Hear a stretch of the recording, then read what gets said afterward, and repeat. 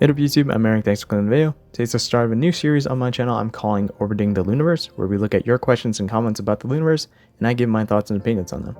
So, if you have any questions, if you are confused with any parts of the Loonaverse, or just have Luna questions in general, you want me to answer, leave them in the comments, and your comment might be featured in the next episode. And if you do end up liking the video, please do leave a like, it really does help support the channel, and it's a good way for me to know that people want more of the series. That being said, if you like what I do here and you want to see more videos like this in the future, consider hitting that subscribe button. But here we go with the first episode of Orbiting the Loonaverse. Quick preference, if I pronounce your name or username wrong, sorry. Alright, first question comes from Rafael John de Sala, which they say, what if the point of reference of time in the Loonaverse is Kimlip's debut, since it was the only one which had an eclipse, like legit eclipse in the moon logo? Alright, so a thing to note about Kimlip's eclipse is that it's not the only video that has the full eclipse. Girlfriend and Sweet Crazy Love also has the full eclipse. But back to Kimlip's eclipse music video, the eclipse at the start of almost every Loona video is really the hardest thing to analyze because it doesn't make sense in the way it's supposed to be interpreted, which is to hint at when in the Loonaverse timeline the video is supposed to take place. If we were to look at Kimlip's eclipse as a single point of reference where the argument of whatever happens in the video is from the past or in the future, it almost makes sense until we get to Butterfly and whatnot, where the eclipsing at the start of both videos are from right to left, signifying that the story being before the point of reference, in this case Kimlip's eclipse. This doesn't make sense in Butterfly because the story was to summarize some of the events that led up to HaSeul. This doesn't make sense in Why Not, because the moon was already in the process to transform into its new state.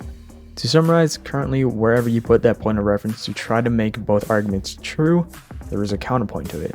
So that is why I said there hasn't been a singular point of reference yet.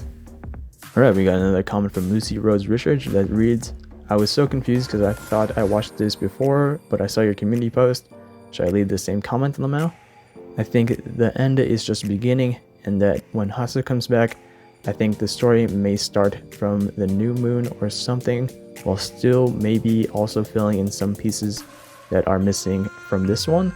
Yeah, exactly, sure. That's what the concept of Mobius strip is. It is infinity. Every ending is a beginning, and every beginning is an end to some extent. Though right now, where the Loonaverse current ending is, which would be this scene in Girlfriend, from this point, they can go back and fill in more gaps, or they can go forward and progress with a new moon. Good comment. Alright, we got another comment from Saint Chukling Jinglist, the gay panicked lunatic. Good username. They say, I imagine time being something like in Miss Peregrine's Home for Peculiar Children, where they deliberately kept themselves in the time loop to protect themselves. That could also explain if Lip wasn't able to time travel. To be honest, I find your theory about the end very fascinating, and it almost makes sense.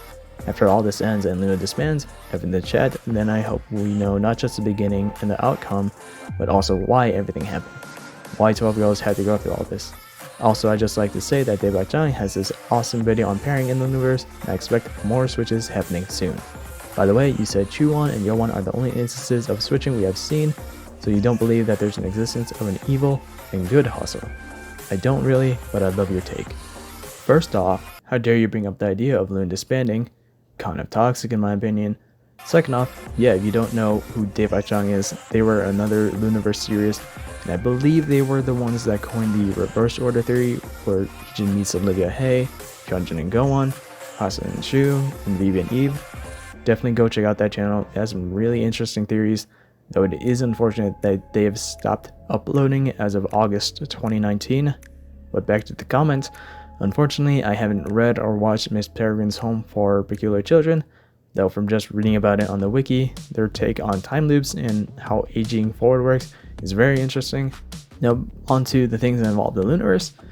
I don't recall any member trying to time travel or any scene that could be portrayed as someone time traveling, but do I believe that there is an existence of an evil and good HaSeul within the Loonaverse?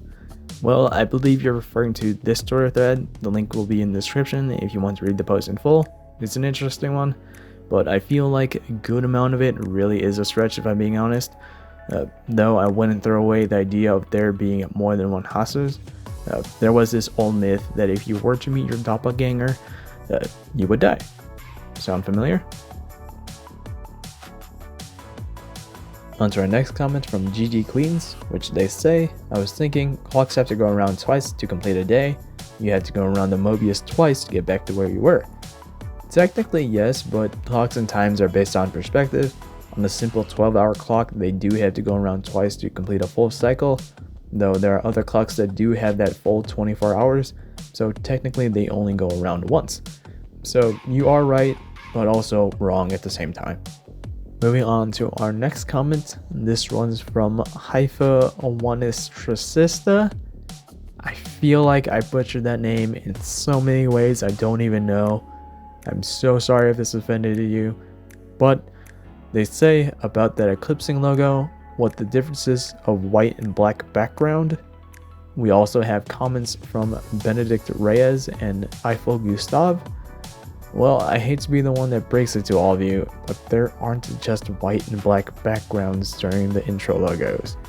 Here's a little chart I made that analyzes the intro logo eclipse for each Loona music video, and we can see that the background colors have been black, white, yellow, pink, sky blue, red, green, and hot pink.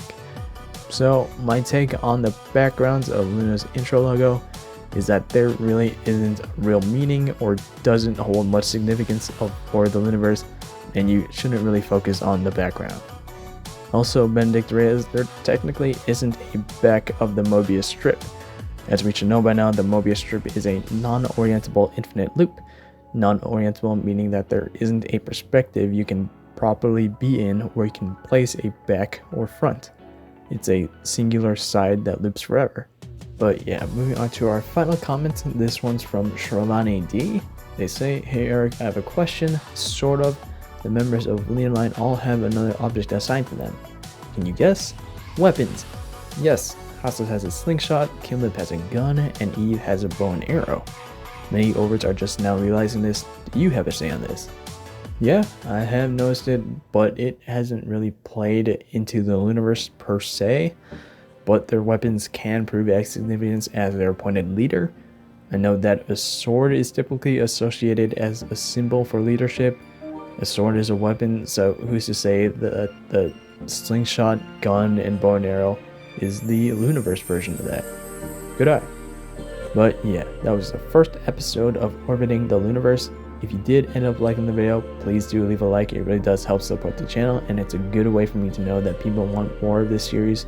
That being said, if you like what I do here, you'll want to see more videos like this in the future, consider hitting that subscribe button. Again, if you have any questions, if you are confused with any parts of the Loonaverse, or just have Luna questions in general you want me to answer, leave them in the comments, and your comment might be featured in the next episode.